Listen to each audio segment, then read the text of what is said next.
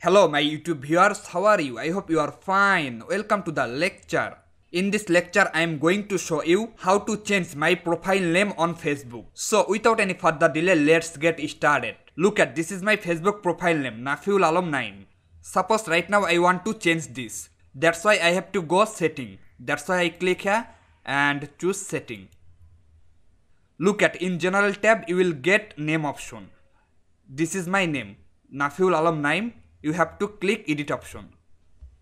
I already put my name, first name and last name. You can also put your middle name as your wish. After changing your name, you have to click review change. That time your name will be changed in 24 hours. When you will change your profile name, that time you please follow the note carefully. Look at what is the message. If you change your name on Facebook, you can't change it again for 60 days. Don't add any unusual capitalization, punctuation, characters or random words. So I hope you can get all the point very clearly. Thank you very much for staying with me. See you in the next lecture. So stay connected for your best result.